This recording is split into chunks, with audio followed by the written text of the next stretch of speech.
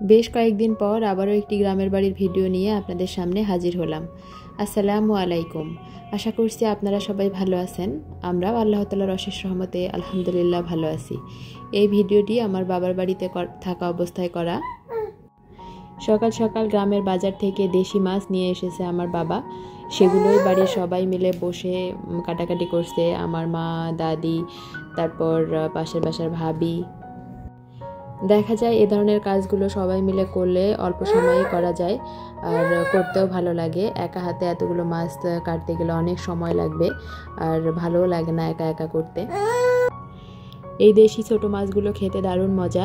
এগুলো মাছ কাটা হচ্ছে, আমি নিয়ে যাব ঢাকায়, সেজন্য। ছোট বাচ্চা নিয়ে মাছ কাটা আমার জন্য কষ্টকর হয়ে যায়, সেজন্য গ্রামে আসলেই আমি মাছ কেটে পরিষ্কার করে নিয়ে যাই।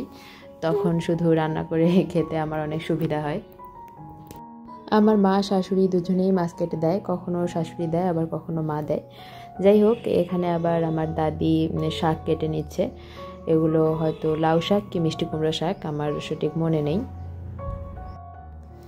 এবার গিয়ে আমি বাবার বাড়িতেই বেশি সময় ছিলাম, কারণ ওখান থেকে যেহেতু পরীক্ষা দিয়েছি, শ্বশুর বাড়িতে বেশি দিন ছিলাম না। সবাই শুধু কমেন্ট করেন ভিডিও কেন দিচ্ছি না, ভিডিও কেন দিচ্ছি না। আসলে ভিডিও এডিট করার আমার কোনো সময় নেই। আমি সারাদিন বাচ্চা সামলিয়ে সংসারের কাজকর্ম করে মনে হয় যে দিনে কোনো সময়ই আমি পাই না, কারণ দিন এখন ছোট হয়ে গিয়েছে, আর বাচ্চা এখন একটু হামাগুড়ি দিতে পারে। সেক্ষেত্রে সব সময় ওর সঙ্গে লেগে থাকা লাগে, ওর কাছ থেকে এদিক ওদিক একটুও যাওয়া যায় না। আবার বাচ্চা, সংসার সব কিছু সামলিয়ে পড়াশোনাও করা লাগে, কারণ পরীক্ষা হয়তো খুব তাড়াতাড়ি হবে, ফাইনাল পরীক্ষা। সেজন্য ইউটিউবে একটু কম সময় দিচ্ছি। তবে এবার সিদ্ধান্ত নিয়েছি একেবারেই উধাও হয়ে যাব না, আপনাদের সাথে অ্যাক্টিভ থাকার চেষ্টা করব, ভিডিও দিব যতটুকু পারি, চেষ্টা করব। এখন বাকিটা আল্লাহ ভরসা। শীত আসি করতে, এরকম সময় হাঁসের মাংস খেতে অনেক মজা লাগে। গ্রামে তো শীত আসলে অনেক হাঁস খাওয়া হয়। তো আমি যেহেতু গিয়েছি, তাই আমি যাওয়া উপলক্ষে হাঁস নিয়ে আসা হয়েছে। হাঁসটা কেটে পরিষ্কার করা হচ্ছে এখন। গ্রামে আসলেই এই খাবারগুলো খাওয়া হয়। ঢাকায় তো আমি হাঁস পরিষ্কার করে রান্না করতে পারবো না, সেই সাধ্য আমার নেই। আমি একটু অলস বা কাজ চোরা আর কি যাকে বলে, এত কষ্টের কাজ আমি করি না। এই বাচ্চাগুলোকে আমার ছোটো বোন প্রাইভেট পড়ায়, ও বাসায় নেই, তো আমি ওর বদলে পড়াচ্ছি। ভাবলাম যে বাচ্চাগুলোর একটু ভিডিও করে রাখি। এখানে কয়েকদিনের ভিডিও একসঙ্গে জুড়ে দিয়েছি, আশা করছি আপনাদের ভালোই লাগবে। ভিডিওটি প্লিজ দেখার অনুরোধ রইল। ভিডিওটি দেখে আপনাদের যদি একটু ভালো লাগে তাহলে প্লিজ একটা পজিটিভ কমেন্ট করে দেবেন। গ্রামের বাড়িতে বেশিরভাগ সময় খড়ির চুলাতেই রান্না করা হয়। এগুলো দেশি মালটা নিয়ে এসেছিল বাজার থেকে, তো সেগুলো একটু খেয়ে নিচ্ছি আমি। অবশ্য এই মালটার গাছ আমাদের বাড়িতেও আছে, কিন্তু সেগুলো খেতে অনেক টক, কিন্তু বাজারের এইগুলো আবার খেতে মিষ্টি। আমার মেয়ের জন্য ভিডিওতে ভালোভাবে ভয়েসও দিতে পারি না, সব সময় শুধু জ্বালাবে, কান্নাকাটি করবে, ওকে কোলে নিয়ে থাকতে হবে। আজকে 3 দিন ধরে চেষ্টা করতেছি ভিডিওটা এডিট করার, কিন্তু পারতেছিলাম না। অবশেষে আজকে ভাবলাম যে পরিস্থিতি হোক না কেন আমি ভয়েস দিয়েই ছাড়ব।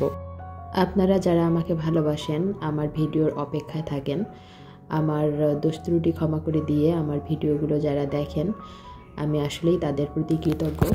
কারণ আপনাদের জন্য আমি তেমন কিছুই করতে পারি না, আমি ভালো একটা ভিডিও আপনাদেরকে উপহার দিতে পারি না, তারপরও আপনারা আমার অপেক্ষায় থাকেন। আমার সেই প্রিয় আপুদের কথা চিন্তা করেই আমি সিদ্ধান্ত নিয়েছি যে এবার আর হারিয়ে যাওয়া যাবে না, সপ্তাহে একটা হলেও ভিডিও আপলোড দিতে হবে আমার। এই তো আমার মা আর ভাবি দুজনে মিলে মাছগুলো পরিষ্কার করে নিচ্ছে। গ্রামের বাড়িতে এভাবেই আমরা মাছ পরিষ্কার করি, মাছগুলো কীরকম ঝকঝকে হয়ে যায়। আর ঢাকায় তো মাছ ঘষার কোনো জায়গা থাকে না, তাই দেখা যায় যে মাছের মধ্যে কালো কালোগুলো থেকেই যায়। বাবার বাড়ি আসলে মেয়েদের রিল্যাক্সের জায়গা, কোনো কাজ করতে হয় না, কোনো দায়িত্ব নিতে হয় না, শুধু বসে বসে খাওয়া আর ঘুম। এই যে মাছগুলো দেখছেন সবগুলোই আমি ঢাকায় নিয়ে যাব, তো পরিষ্কার করে এখানে রাখা হয়েছে, আরও ভালো করে একটু ধুতে হবে, তারপর ফ্রিজে রাখবো। মা মাছগুলো কোনো রকমে পরিষ্কার করে দিয়ে তারপর হাঁস পরিষ্কার করতে লেগে গিয়েছে। আমি এখানে আমার মেয়েকে নিয়ে বসে আছি। আবারও হয়তো কিছুদিন পর আমার গ্রামে যেতে হবে, সামনে আবার আমার দ্বিতীয় ইনকোর্স পরীক্ষা, সেজন্য। গ্রামের বাড়ির আরও কিছু ভিডিও আমার গ্যালারিতে এখনও পড়ে আছে, এডিট করে শেয়ার করার সুযোগ পাচ্ছি না। আস্তে আস্তে শেয়ার করব ইনশাআল্লাহ। আপনারা যারা গ্রামের বাড়ির ভিডিওগুলো পছন্দ করেন তারা আমার চ্যানেলটি সাবস্ক্রাইব করে আমার সঙ্গে থেকে যেতে পারেন। এখানে নারিকেল গাছ থেকে কিছু নারিকেল পেড়ে নেওয়া হলো। আজকে তালের পিঠা, তারপর হাঁসের মাংসে দেওয়া হবে নারিকেল, সেজন্য। এই নারিকেল গাছটা আমি আমার জন্মের পর থেকেই দেখে আসছি। আমি বুড়ো হয়ে গেলেও এনার বয়স হয়নি। নিজেদের গাছের যে কোনো ফল দেখতেও শান্তি লাগে, পাড়তেও শান্তি লাগে। একটা সত্যি কথা বলি, মেয়েরা বাবার বাড়িতে রাজরানী, স্বামীর বাড়িতে চাকরানী। বেশিরভাগ মেয়েদের কপালটাই এরকম, তবে সবার কিন্তু নয়। এই দেখেন, আমি আমার বাবার বাড়িতে এসেছি জন্য আমাকে উদ্দেশ্য করে কত কিছুর আয়োজন। যে কয়েকদিন বাবার বাড়িতে থাকি, দিনগুলো স্বপ্নের মতো মনে হয়। দেখতে দেখতেই চলে যায়। মনে হয় এই সময়গুলোকে যদি ধরে রাখতে পারতাম। এই তো এখানে আমরা নারিকেল কেটে হাঁসের মাংস রান্নার জন্য আর পিঠা বানানোর জন্য রেখে দিয়েছি। সেখান থেকে আমি অল্প একটু নিয়ে খেয়ে নিলাম। তারপর নিয়ে এসেছিল বাবা বিরিয়ানি, এটা মসজিদের তবারক আর কি, সেটা একটু খেয়ে নিলাম। তারপর আমি যে মিষ্টি রসমালাই পছন্দ করি সেগুলো নিয়ে এসেছিল, সেগুলো একটু করে খেয়ে নিলাম। এই সন্দেশগুলো আমার অনেক পছন্দ, যেহেতু মিষ্টি কম থাকে। আমি আবার কড়া মিষ্টি কম পছন্দ করি, হালকা মিষ্টি হবে এটাই আমার পছন্দ, রসমালাই, সন্দেশ এগুলো। আজকের ভিডিওটিতে আপনাদের সঙ্গে শুধু গল্পই করা হচ্ছে। অবশ্য গল্প করার জন্যই এসেছি, গল্প ছাড়া আর কি করব বলেন। এখানে আমি রান্না করতে বসে গিয়েছি হাঁসের মাংস। আম্মু রান্না করবে মেইনলি, আমি শুধু একটু হেল্প করতেছি আর কি। আমার মেয়ে আমার বোনের কাছে আছে। খড়ি চুলায় রান্নার যে একটা মজা, সেটা কিন্তু গ্যাসের চুলায় পাওয়া যায় না। এখানে একসঙ্গে 2 চুলায় রান্না হচ্ছে, এক চুলায় মাছ, এক চুলায় মাংস। আবার এই চুলাতেই ভাত রান্না হবে, গরুর খাবার রান্না হবে। একসাথে অনেক কিছু করা যায় 2টা চুলা থাকলে। আজকের মতো এখানেই বিদায় নিচ্ছি। দেখা হবে আবারও নতুন কোনো ভিডিওতে ইনশাআল্লাহ। সেই পর্যন্ত আপনারা সবাই ভালো থাকবেন, আমাদের জন্য দোয়া করবেন।